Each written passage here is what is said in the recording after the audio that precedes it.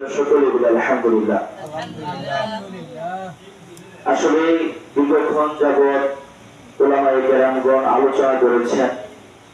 এখানে আমি আর দীর্ঘ আলোচনা করব না, দু একটা কথা বলবো। আল্লাহ তাআলা আমাদেরকে কবুল করেছেন বিধায় আমরা এখানে বসতে পেরেছি, অন্যথায় আমরা এখানে আসতে পারতাম না।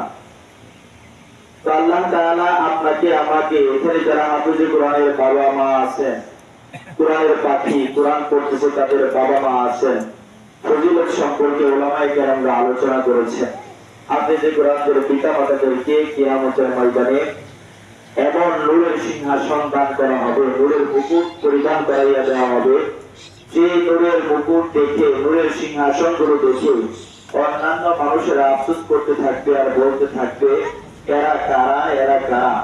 তখন অন্যান্য মানুষদেরকে ফেরেশতারা উত্তর দিয়ে বলবে যে এরা দুনিয়ার বুকে তোমরা যাদেরকে সাধারণ মানুষ মনে করতা, যে গরিব অসহায় এলাকার সবচেয়ে গরিব মানুষ যাদেরকে মনে করতা, একদম দুর্বল মানুষ যাদেরকে মনে করতা, এরা হলো ওই দুর্বল মানুষ, কিন্তু এরা হলো হাফেজে কোরআন আলেমের পিতা মাতা। বলেন সুবহানাল্লাহ।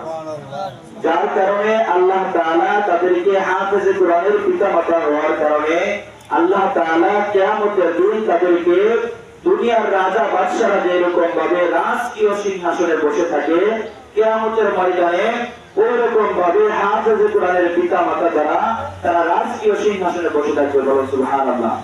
শুধু তাই নয়, একজন হাফেজে কোরআন যে হবে, ওই হাফেজে কোরআনে যে হাদিসে বলেছেন হুজুর, হাফেজে কোরআন যে হবে, কোরআন যা হালাল করেছে তা হালাল হিসেবে যদি চলতে পারে, হারামকে হারাম মেনে চলতে পারে, ওই হাফেজে কোরআন তো জান্নাতে যাবেই, তার পরিবার পরিজনদের মধ্যে হতে 10 জন ব্যক্তিকে সুপারিশ করে জান্নাতে নিয়ে যাবে। বলেন সুবহানাল্লাহ।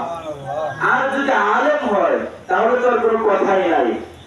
হাদিসের ভাষ্য মতে আল্লাহর রাসূল সাল্লাল্লাহু আলাইহি ওয়াসাল্লাম বলেন যে উম্মতে মুহাম্মাদীর এক একজন আলেম তারা বনী ইসরাইলের যুগের এক একজন